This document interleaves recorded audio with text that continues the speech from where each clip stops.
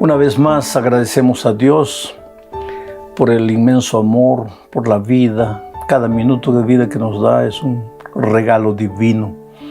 A veces la vida no es la vida que quisiéramos vivir. Hay dificultades, hay luchas, hay muchas piedras en el camino, pero el poderoso brazo de Jesús está contigo. No desanimes.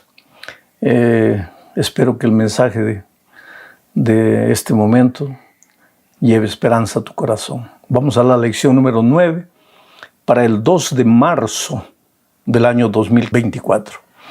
El título de la lección es Bendito el que viene en el nombre del Señor. Y el propósito de la lección es mostrar que los salmos, que fueron escritos mucho antes de la primera venida de Cristo a esta tierra, ya anunciaban la vida, la persona de Jesucristo, su ministerio, el dolor, el sufrimiento que Él pasaría para ganar nuestra salvación. Entonces, los salmos son también una especie de profecías que anunciaban el ministerio de Cristo. Vamos a la primera parte del estudio bajo el título de El pastor divino y abnegado. Cuando el Señor Jesucristo estuvo en esta tierra, Él dijo, yo soy el buen pastor. El buen pastor da su vida por las ovejas. Solo que esa figura del pastor ya estaba anunciada en el Salmo. En el Salmo 23 estaba anunciada la figura del pastor. Jesús vendría a este mundo y sería el pastor de sus ovejas, el pastor que cuidaría de sus hijos. En este Salmo 23 se muestra la relación de amor entre Jesús y su pueblo. Voy a leer los versículos 1 al 3 del Salmo 23. Dice así: Jehová es mi pastor. Yo quiero parar aquí un poco para comentar esto. No dice Jehová es nuestro pastor. Dice Jehová es mi pastor. Este es un desafío a cultivar con Jesús una experiencia personal, no una experiencia colectiva. Es por eso que tu experiencia cristiana no puede limitarse a la iglesia.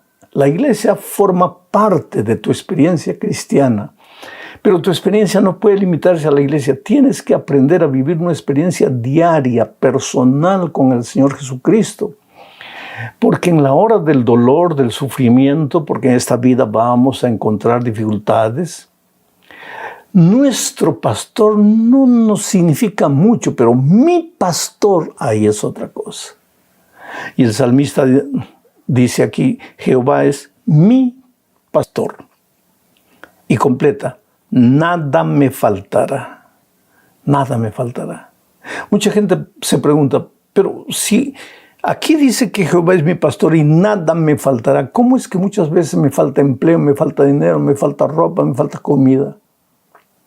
Oh, querido, yo no quiero hacer una interpretación muy superficial de este salmo, pero cuando dice aquí el salmista, nada me faltará, supongo que también está incluyendo la necesidad. Jehová es mi pastor y ni siquiera la necesidad me faltará. ¿Por qué? Porque a veces es la necesidad del instrumento que Dios usa para llevarnos a Él. Porque yo conozco tanta gente que en tiempos de paz, cuando todo le iba bien, nunca se acordó de Dios. Yo conozco un aviador, un militar, que no creía en Dios. La esposa era creyente, pero él no creía en Dios y el hijito se quedó enfermo de leucemia y estaba muriendo. Y desde el punto de vista médico no había ya solución y ese hombre cayó de rodillas. Y él dijo, Señor, por favor, yo no creo en ti, pero yo te pido perdón. Yo en este momento yo te necesito. ¿Yo dónde voy? Ya la ciencia médica dice que no hay remedio para mi hijo. Oh Señor, por favor, ayúdame. Y ahí apareció el Señor Jesucristo. Levantó a su hijito de la cama. Y ese hombre se entregó al Señor Jesús con todo su corazón. O sea, él necesitaba un momento de necesidad para sentir la falta de Dios en su vida. Por eso el salmista dice, Jehová es mi pastor, nada me faltará. En lugares de delicados pastos me hará descansar. Junto a aguas de reposo me pastoreará. Qué bonito, ¿no? ¿Quién no quiere pastos verdes, aguas de reposo?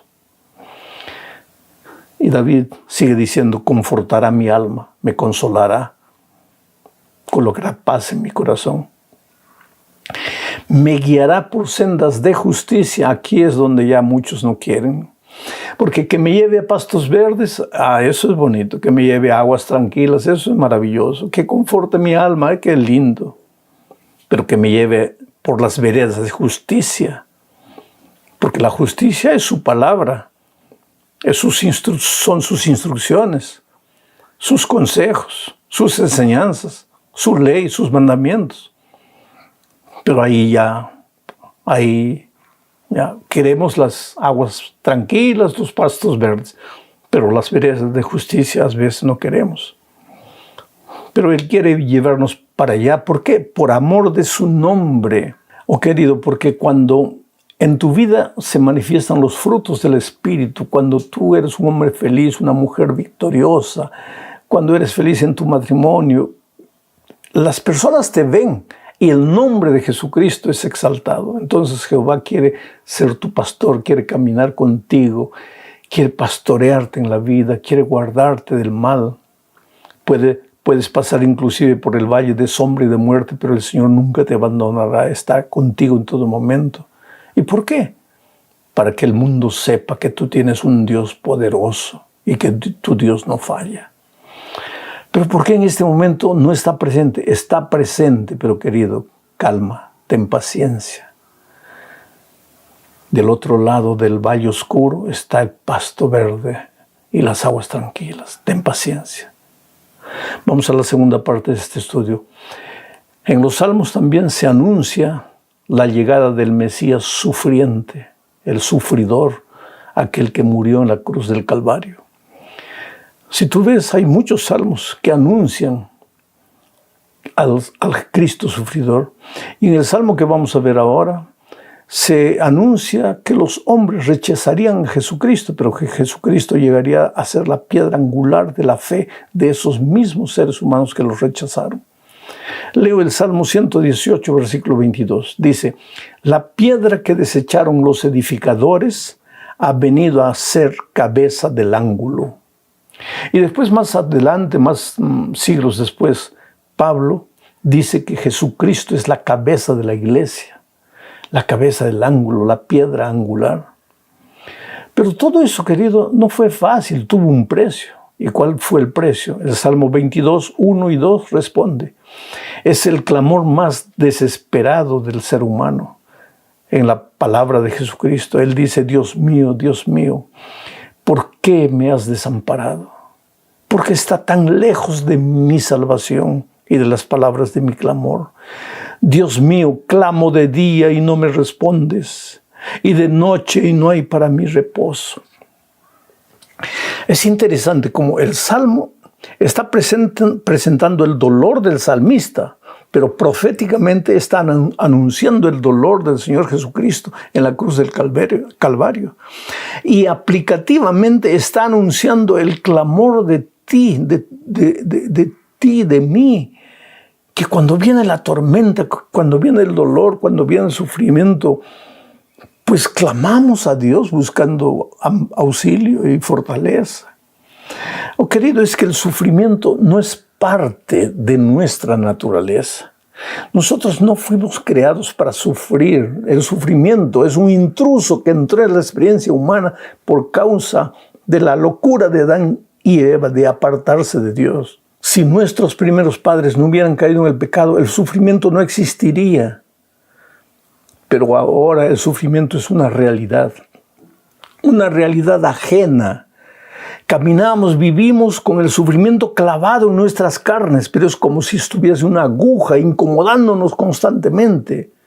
Solo cuando Cristo vuelva, Él arrancará esa aguja, esa espina del sufrimiento, y entonces ya no sufriremos más. Pero a mí me llena de gratitud el saber que el Señor Jesucristo, encarnado, murió clavado en la cruz del Calvario sin haber cometido un pecado para salvarme. Porque dijo, Dios mío, ¿por qué me has desamparado? Dios no lo había desamparado, pero en la cruz del Calvario Jesús cargaba el pecado de toda la humanidad, de todos los tiempos, tus pecados, mis pecados. Eran tantos pecados en Cristo que el pecado hace separación entre Dios y el hombre, y el Señor Jesucristo no podía ver a su Padre, aunque su Padre estuviese cerca. Por eso dijo, Dios mío, ¿por qué me has desamparado? ¿Qué amor es ese? Ese amor te alcanza. No tienes por qué vivir afligido porque has fallado, porque has caído, o porque en este momento estás atrapado en las cuerdas del mal. Contempla la cruz del Calvario. Mira al Señor Jesucristo sufriendo para salvarte. Que el Espíritu te haga reflexionar en el sufrimiento de Cristo. Vamos a la tercera parte. Los salmos presentan a un Dios siempre fiel a su pacto. Lo presentan como un rey de amor. Aquí en esta parte se habla del pacto davídico. ¿Qué es el pacto davídico? Es el pacto que Dios hizo con David. Dios le prometió a David, a través del profeta Natán, que de David vendría el Mesías y que él establecería un reino para siempre. David falló, pero el plan de Dios no falló. David falló, pero las promesas de Dios no fallaron, porque esta no era una promesa condicional. El hombre no tenía que cumplir la condición para que la promesa de Dios se cumpliese. Era una promesa incondicional. La promesa se cumpliría porque Dios lo había prometido, sin condiciones. De David vendría el Mesías, y ese Mesías establecería un reino eternamente, aunque los hombres, David y sus descendientes, muchos de ellos fallasen, fracasasen, Dios no fracasaría, sus planes no fracasarían. Mira lo que dice el Salmo 132, versículos 10 al 12. Por amor de David tu siervo, no vuelvas de tu ungido el rostro. Por amor de David tu siervo. No por la justicia de David, no por la conducta maravillosa de David, no porque David se portó bien, porque tú sabes que David cayó a las profundidades más horribles del pecado: adulterio, asesinato, intriga política, abuso de poder. Entonces, si era por el merecimiento de David, no habría nada. Pero el texto dice, por amor de David tu siervo, por amor. Querido, ni tú ni yo merecemos nada. La salvación no es por merecimiento. Si por merecimiento fuera, tú y yo estábamos perdidos. La salvación es por amor. El amor que nos redime, el amor que nos rescata, el amor que nos levanta, el amor que nos lava. Por amor de David tu siervo, no vuelvas de tu ungido el rostro. En verdad juró Jehová a David, y no se retractará de ello. De tu descendencia pondré sobre tu trono. Si tus hijos guardaren mi pacto y mi testimonio que yo les enseñaré, sus hijos también se sentarán sobre tu trono para siempre. Es interesante. El versículo 10 dice que Dios prometió y va a cumplir. No depende de los hombres. Pero el versículo 12 dice, si tus hijos guardaren el pacto y mi testimonio que yo les enseñaré, sus hijos también se sentarán sobre tu trono para siempre. Pero son dos cosas diferentes. La primera es la promesa de la venida del Mesías. Eso independía de los hombres. La segunda es la promesa de que tú y yo nos sentaremos un día en el trono de Dios. Y eso va a depender de que nosotros guardemos el pacto. ¿Qué pacto? Que andemos en los caminos del Señor. Que atesoremos la palabra de Dios en nuestro corazón. Que dejemos que el Espíritu de Dios nos guíe cada día. Oriente nuestro caminar en esta tierra. Vamos a la cuarta parte. Rey eterno de poder incomparable. ¿Sabes? Los salmos no solo presentan a Cristo como un Cristo sufridor, también lo presentan como un Rey eterno de poder incomparable, como un Rey que somete a sus enemigos bajo sus pies. Leo el Salmo 2, 7 al 9. Yo publicaré el decreto. Jehová me ha dicho, mi hijo eres tú, yo te engendré hoy. Pídeme y te daré por herencia las naciones, y como posesión tuya los confines de la tierra. Los quebrantarás con vara de hierro, con vasija de alfarero los desmenuzarás. Esta es una promesa de Dios a su Hijo, al Señor Jesucristo. Aplicando puede ser para nosotros, pero fue hecha en primer lugar para el Señor Jesucristo. Y la promesa fue, tú eres mi hijo, yo te engendré, en el sentido de que yo permití que tú fueras a la tierra y te hicieras un ser humano. Pídeme y te daré como herencia las naciones, como posesión tuya los confines de la tierra. Los quebrantarás con vara de hierro, con vasija de alfarero, los desmenuzarás. ¿A quién? A sus enemigos. Y Jesucristo vino aquí a la tierra con amor, con misericordia, manso. Como un cordero fue llevado al matadero, enmudeció, no abrió su boca. En el momento del dolor exclamó, Dios mío, ¿por qué me has abandonado? Pero al tercer día el Señor Jesucristo resucitó de entre los muertos. Su victoria estaba decretada. El diablo pensó que al morir Jesús, él había vencido. Pero al resucitar Jesús, el diablo entendió que estaba perdido para siempre. Oh querido, tu Dios no es cualquier Dios. Tu Dios es un Dios todopoderoso. Tu Salvador, el Señor Jesucristo, tiene a sus enemigos bajo sus pies. ¿Por qué entonces el enemigo te tendría a ti bajo sus pies? Tú tienes que tener al enemigo bajo tus pies por el poder que el Señor Jesucristo te da.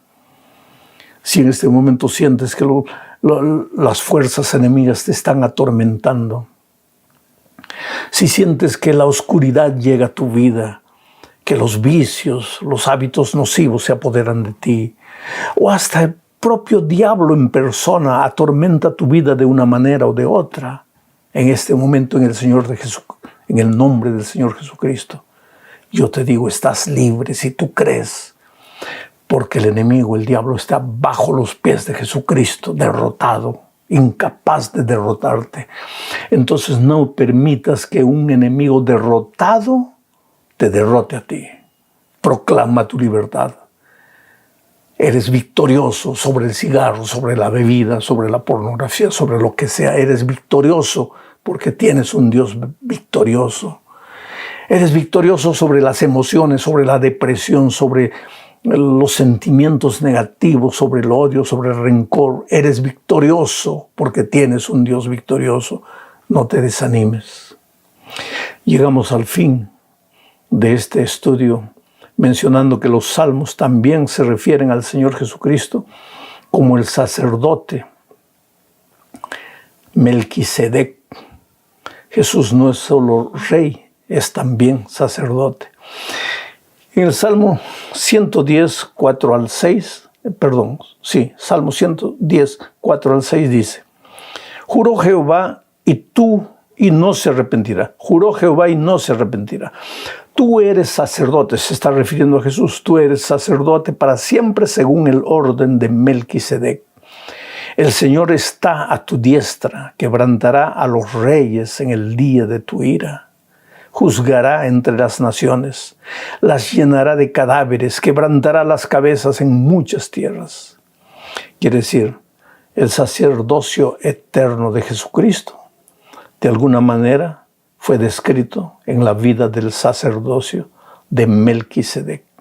Es interesante que en Hebreos capítulo 7, 21 al 28, al escribir Pablo, muestra la diferencia entre el sacerdocio de los sacerdotes de Israel en esta tierra y el sacerdocio de Cristo. Miren la manera como lo hace. Voy a leer versículos 21 al 28, un poco largo, pero lo voy a leer. Dice así: porque los otros sacerdotes, ¿no?, ciertamente sin juramento fueron hechos sacerdotes. Pero con el juramento del que le dijo, juró el Señor y no se arrepentirá. Está mencionando el salmo que acabé de leer. Tú eres sacerdote para siempre según el orden de Melquisedec. Por tanto, Jesús es hecho fiador de un mejor pacto. Y los otros sacerdotes, se refiere a los de Israel, llegaron a ser muchos debido a que por la muerte no podían continuar. Mas Jesucristo, por cuanto permanece para siempre, tiene un sacerdocio inmutable, por lo cual puede también salvar perpetuamente a los que por él se acercan a Dios, viviendo siempre para interceder por ellos. Porque tal sumo sacerdote nos convenía, santo, inocente, sin mancha, apartado de los pecadores y hecho más sublime que los cielos, que no tiene necesidad cada día, como aquellos sumos sacerdotes, de ofrecer primero sacrificio por sus propios pecados y luego por los del pueblo. Porque esto lo hizo Jesús una vez para siempre, ofreciéndose a sí mismo. Porque la ley constituye sumos sacerdotes a débiles hombres, pero la palabra del juramento posterior a la ley, al Hijo hecho perfecto para siempre. Qué cosa maravillosa, querido. Tu sacerdote, tu intercesor, no es un ser humano de carne y hueso, pecador como tú y como yo. Tu sacerdote, tu intercesor en el cielo es el propio Señor Jesucristo, sin mancha, sin pecado, sin cosa parecida, sin mácula. Pero cuando tú confiesas tus pecados al Señor Jesucristo, Él toma sus pecados, tus pecados. Y ahora tú te presentas ante el Padre como si fueras el propio Señor Jesucristo, limpio, perdonado por la intercesión del Señor Jesucristo, el único capaz de interceder por ti, de abogar por ti. Para el 9 de marzo del año 2024. Si te das cuenta, ya está terminando el trimestre. Y quiero decirte que a partir del próximo trimestre, antes de presentar el comentario, voy a usar unos 4 o 5 minutos para responder una pregunta. Llegan a la página muchas preguntas, gente que tiene inquietudes en el área familiar, en el área profesional, personal, existencial, en el área de la vida cristiana, luchas, dificultades, y algunos tienen inquietudes teológicas, de doctrina. Bueno, yo no tengo tiempo, no tengo oportunidad de poder responder todas las preguntas, pero quiero separar en cada comentario, a partir del próximo trimestre, unos 4 o 5 minutos para responder una pregunta por semana. Así que si tienes alguna inquietud, envía tu pregunta a la página. Yo voy a seleccionar solamente una, la más general, la que puedes beneficiar a la mayoría de las personas. Te agradezco por eso desde ahora.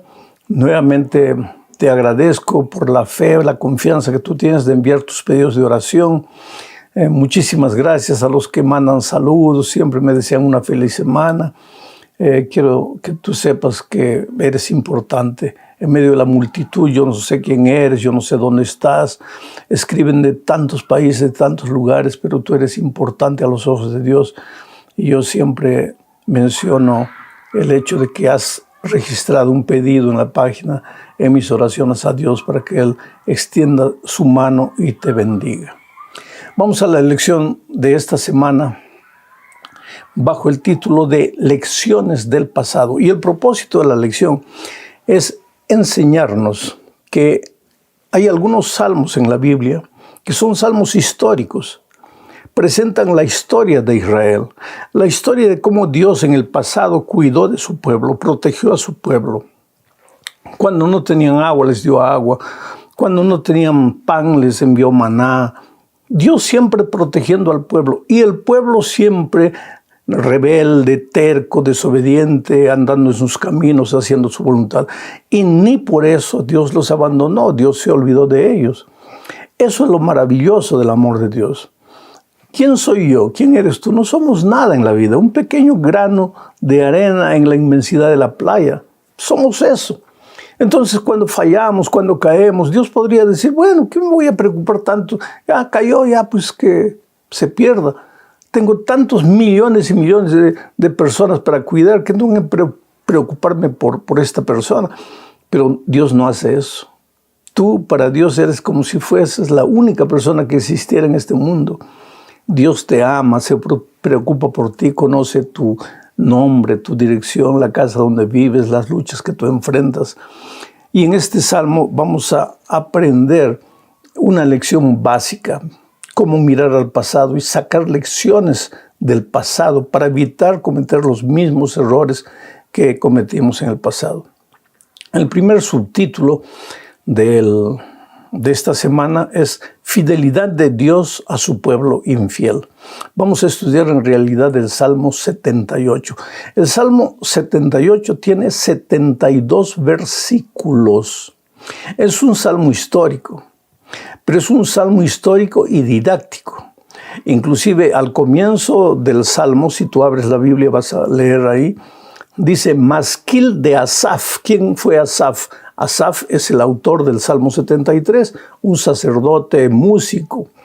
¿Y qué quiere decir masquil? Enseñanza de Asaf. O sea, este es un salmo didáctico. Tú lees en este salmo y aprendes lecciones de manera interesante. Hay 13 salmos, entre los 150, 13 que son masquiles, o sea, son salmos didácticos. Claro que tú puedes aprender lecciones de todos los salmos de los 150, pero estos 13 tienen como objetivo principal la enseñanza, llevarte a mirar al pasado para aprender lecciones del pasado. Inclusive en esta semana vamos a estudiar algunos de esos salmos. Vamos a leer Salmo 78, versículo 2. Mira lo que dice. Abriré mi boca en proverbios. Esa palabra proverbios en el idioma original hebreo es bemasal, que puede ser traducido como proverbios o como parábolas. Entonces, este salmo dice así: abriré mi boca en proverbios, en salmos, hablaré cosas escondidas desde tiempos antiguos. Proféticamente, el salmista aquí estaba anunciando la manera como el Señor Jesús enseñaría, porque cuando Jesús estuvo en esta tierra, dijo que había venido a enseñar en parábolas, las parábolas. El Señor Jesús tomaba una figura o contaba una historia, relataba algo, pero con el propósito didáctico de enseñar, para que las personas pensasen en lo que Él estaba diciendo y aprendiesen las lecciones. Bueno, este Salmo 78 es un salmo histórico, como te digo. Entre los versículos 9 al 54, por ejemplo, se habla del Éxodo. Se cuenta la historia del Éxodo, de cómo Dios libertó al pueblo de Israel de Egipto. Si tú lees los versículos 55 al 64, tú encontrarás ahí la historia de cómo Dios protegió a su pueblo en el desierto y finalmente cómo lo estableció en victoria en la tierra de Canaán. Y si tú lees de los versículos 65 al 72, verás ya la parte histórica de la época de David, cómo Dios cuidó de su pueblo en la época de David. Por lo tanto, cuando tú leas el Salmo 78, aprende una cosa. Ese salmo habla de cómo Dios cuidó, Dios protegió, Dios se preocupó por su pueblo, pero al mismo tiempo relata cómo el pueblo fue indiferente con Dios, cómo el pueblo fue desobediente con Dios. Y Dios no lo abandonó. El Dios de misericordia siempre les dio una segunda oportunidad. Ese es el Dios maravilloso que tú tienes. Por eso, querido, cuando la vida te golpea, cuando caes, por más que la culpa haya sido tuya, por más que tú hayas errado, sabiendo lo que estabas haciendo, pero ahora estás herido, caído, sangrando en el suelo, no te desesperes. Dios es el Dios no de la segunda oportunidad. Dios es el Dios de la tercera, la cuarta, la quinta, de la milésima oportunidad. Lo que más Dios quiere es salvarte. Levántate en el nombre de Jesucristo y sigue adelante. Vamos ahora a la segunda parte, recordar la historia y alabar a Dios. En esta oportunidad vamos a estudiar el Salmo 105. Este Salmo 105 es un salmo de David. ¿Por qué digo que este Salmo 105 es de David? Cuando tú abres la Biblia y lees Salmo 105 no vas a ver a David como el autor. ¿Pero por qué digo que David es el autor? ¿Sabes por qué? Porque este salmo usa las mismas palabras que están registradas en el primer libro de las Crónicas, capítulo 16, versículo 8 al 22. Las mismas palabras de Crónicas están aquí en el Salmo 105. Y si tú lees el libro de Crónicas, vas a ver que esas palabras en Crónicas las escribió David cantando por ocasión del traslado del arca que estaba en la casa de Abinadab. Y cuando David fue coronado rey, decidió traer el arca para Jerusalén. Buscó 30,000 soldados, fueron a la casa de Abinadab y mientras llevaban el arca, trasladaban el arca para Jerusalén, iban cantando las palabras de este salmo. Por eso decimos que el autor de este salmo es David. Hay un parecido entre este Salmo 105 y el Salmo 78 que vimos anteriormente. Pero en ambos se cuentan los prodigios de Dios, el amor de Dios, cómo Dios cuida a su pueblo. Solo que en el 78 se menciona la desobediencia, la terquedad, la malcriadez del pueblo de Israel. Ya en el 105 no. Solo se habla del amor protector de Dios. Por ejemplo, vamos a leer Salmo 105, versículos 5 y 6. Dice así: acordaos de las maravillas que Él ha hecho, de sus prodigios y de los juicios de su boca. Oh vosotros, descendencia de Abraham su siervo, hijos de Jacob sus elegidos. Es interesante. David empieza diciendo, acordaos, acuérdate. Tú solo te puedes acordar de lo que pasó. O sea, David está llevando la atención del pueblo al pasado. ¿Y de qué va a hablar aquí? De las maravillas de Dios, del amor, de cómo Dios cuidó y protegió a su pueblo. Y menciona en este salmo a David, a Jacob, a Isaac. ¿Por qué? Porque Dios hizo un pacto con Abraham. Menciona a Abraham, Jacob, Isaac. ¿Por qué? Porque Dios hizo un pacto con Abraham de que sería fiel a él. Sal de tu tierra, de tu parentela, a la tierra que yo te mostraré. Y por donde vayas serás una bendición. Y aquellos que te bendijeren, yo los bendeciré. Ese pacto Dios cumplió con Abraham. Dios renovó ese pacto para Jacob, para Isaac. Dios a lo largo de la historia siempre ha estado renovando su pacto, recordándole al pueblo que nada tiene que temer con relación al futuro, a menos que se olvide de lo que pasó en la historia. Oh querido, Dios te ama. Cuando a veces tú estás triste porque has fallado, porque has hecho algo que no deberías hacer, arrodíllate y conversa con Dios. Usa las palabras de este salmo. Agradece a Dios por lo que ha hecho en el pasado.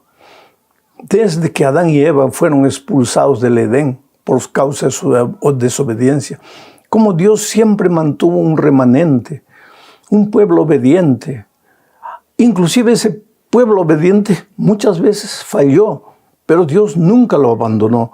Siempre los acompañó hasta entrar a la tierra prometida, donde Dios continuó renovando su pacto, cuidando y protegiendo a su pueblo. Debemos mirar al pasado, queridos, pero no para atormentarnos, no para desesperarnos, no para autocastigarnos, o mucha gente hasta suicidarse. No. Debemos mirar al pasado. Y es verdad, tal vez no tenemos nada de que enorgullecernos. Errores. Pero, ¿qué importa? Ahí está la oportunidad de Dios. Un día una persona me dijo, pastor, Dios me puede perdonar, pero yo no me perdono. Pero querido, con todo el cariño, con todo el respeto que tú mereces, yo te hago una pregunta. ¿Quién eres tú para no perdonarte? Tú no sufriste. A ti no te hicieron sangrar, a ti no te echaron latigazos, a ti no te colocaron una corona de espinas en la frente, no se burlaron de ti, no te ridicularizaron. A ti no te clavaron en una cruz.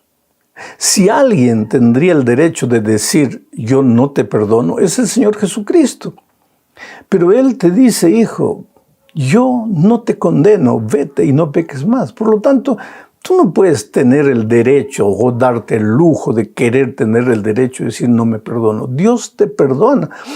Tú no tienes que hacer nada para que Dios te perdone, a no ser reconocer que has pecado, que has caído, pedir a Dios, suplicar su gracia misericordiosa, y entonces Él viene con su blanco manto de justicia y te cubre. Y ahora el cielo te mira no como lo que eres, como lo que has hecho, sino vestido de la vestidura blanca inmaculada del Señor Jesucristo. Qué cosa bonita. Vamos a la tercera parte. Aquí vamos a estudiar el Salmo 106. Recordar la historia y arrepentirse. Este Salmo 106 es una confesión del pueblo de su pecado. El salmista ora a Dios, pide perdón, pero en nombre del pueblo. Todo el pueblo, querido, el sábado se reúne en la iglesia para pedir perdón a Dios, para humillarse delante de Dios. Tal vez la persona que oran por la gracia de Dios se ha mantenido fiel durante la semana, no ha caído, no ha resbalado. Pero en la multitud, en la iglesia, hay personas que han caído. Entonces, cuando tú vas al frente y dices, Señor, perdónanos nuestros pecados, nuestra desobediencia, nuestra terquedad, si hemos ido a un lugar que no deberíamos haber ido, si hemos hecho algo que no deberíamos haber hecho, no es porque la persona que está orando hizo o no hizo, sino que está orando en nombre del cuerpo, de la iglesia, de los miembros, de los otros miembros que están ahí, muchos de ellos sufriendo porque han sido heridos por los dardos del enemigo. Voy a leer solo los versículos 6 y 7 del Salmo 106.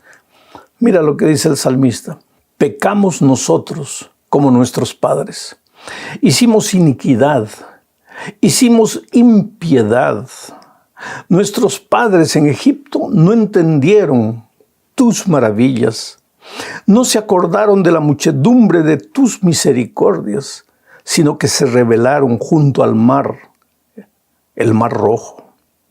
Ahora, tú puedes hacerte una pregunta, pero ¿por qué aquí, en la época de los salmos ya, el pueblo o el salmista en nombre del pueblo está pidiéndole a Dios perdón, confesando sus pecados, pero no sus pecados de esta semana, sino los pecados de sus padres, sus abuelos, sus bisabuelos, aquella gente que salió de Egipto, que atravesó el Mar Rojo?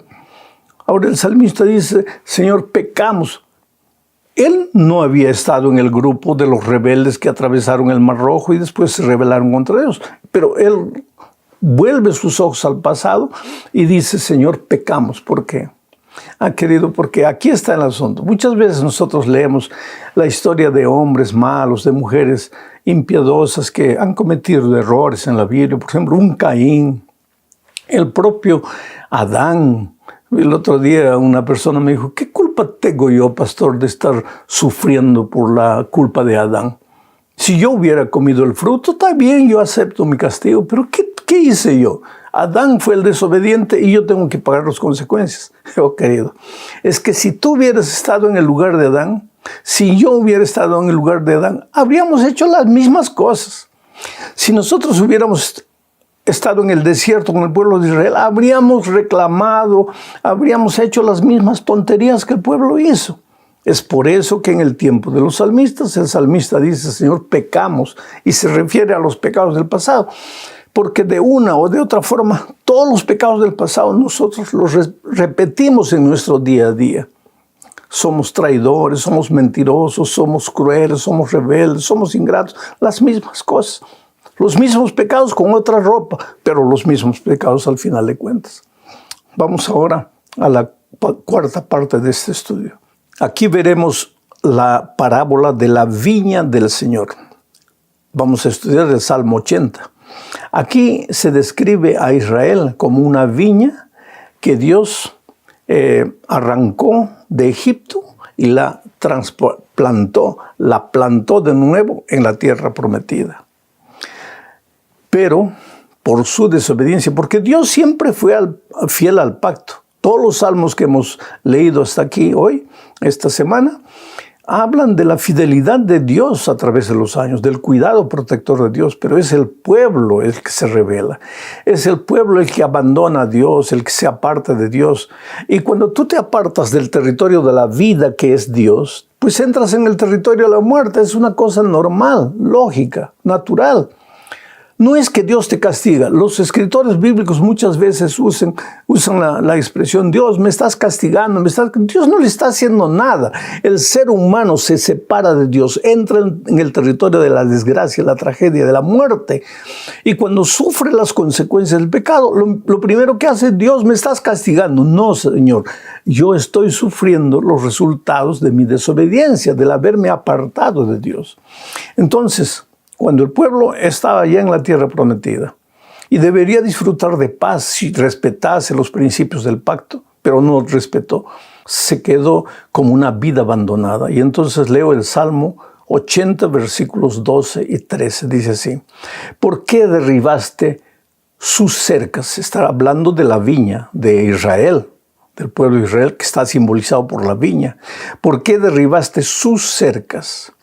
Todos los que pasan le arrancan uvas. Los jabalíes le hacen destrozos. Las bestias salvajes la devoran. ¿A qué se está refiriendo David? Es que cada vez que el pueblo de Dios se apartaba de Dios, venía el enemigo. Y como lo encontraba el pueblo sin protección, pues abusaba del pueblo, explotaba. Recuérdate en la época de Sansón. Dios levantó a Sansón porque el pueblo filisteo venía, el pueblo de Israel plantaba, cosechaba. Cuando ya estaba la cosecha lista, venían los filisteos, se llevaban todo. Y aquí el salmista usa la figura, todos los que pasan le arrancan uvas, los jabalíes le hacen destrozos, las bestias salvajes la devoran. Ese era el pueblo de Israel. En la tierra prometida, donde debería disfrutar de las bendiciones de Dios, estaba sufriendo a manos de sus enemigos. ¿Por qué? Porque cada vez que salía del territorio de la bendición, pues entraba naturalmente al territorio de la maldición. El estudio es largo. Revisa tu lección, estudia, lee los salmos, medita, reflexiona. Pero vamos a terminar hablando de la supremacía del Señor en la historia. Y aquí vamos a leer unos versículos del Salmo 135. Dios aquí convoca a alabar a su pueblo, a alabar a Dios, al reconocer cómo Dios lo ha protegido en el pasado. Este Salmo 135 es característico. ¿Sabes por qué? Porque usa muchos versículos del Antiguo Testamento, no solo de otros salmos, sino también algunos versículos por ejemplo, del libro de Deuteronomio, del libro del profeta Jeremías, 2 versículos del libro de Éxodos. O sea, los escritores bíblicos miraban, eran lectores, estudiosos del Torá que tenían, de los libros bíblicos que tenían, y usaban muchas veces eso para escribir sus salmos. Vamos a leer el Salmo 135, versículos 15 al 18. Dice así, los dioses de los paganos son de oro y plata, y están hechos por la mano del hombre. Tienen boca, pero no hablan. Tienen ojos, pero no ven. Orejas tienen, pero no oyen. Y en sus labios no hay aliento de vida. Iguales a ellos son quienes los fabrican, y todos los que ponen su confianza en ellos. ¿De qué está hablando aquí el Salmo 135? Hola, si Dios te protegió en el pasado, te cuidó, si te tomó de la mano como un niño, si te trajo, si te arrancó de la tierra de pecado de Egipto y te trasplantó para una tierra nueva, para una vida nueva, pues aprende a caminar con Dios, no te apartes de Él. Pero ¿qué pasa? El pueblo de Israel en la tierra prometida se contagia de la filosofía, de la religión de las naciones paganas y empieza a fabricar ídolos de madera que no oyen, que no ven. Y entonces el salmista dice, los que fabrican esos esos ídolos son como los propios ídolos, que no ven, no hablan, no hacen, no sirven para nada, no tienen sentido en la vida. Oh, querido, no te fabriques pequeños dioses. Hoy día muchas veces nos fabricamos dioses a través de filosofías existencialistas, buscando momentos de placer. El propio Internet hoy día puede transformarse en un pequeño Dios al que adoras sin darte cuenta. ¿Qué aprendemos? Mira al pasado, mira el dolor, mira las lágrimas de la gente del pasado. Y no digas, yo no haría la misma cosa. Lo harías porque lo haces, yo, tú, lo hacemos todos los días. Pero debemos mirar al pasado para evitar cometer hoy día los errores. Si ellos sufrieron, ¿para qué vamos a continuar sufriendo nosotros? Acepta el amor de Dios y acepta las lecciones que Dios quiere enseñar.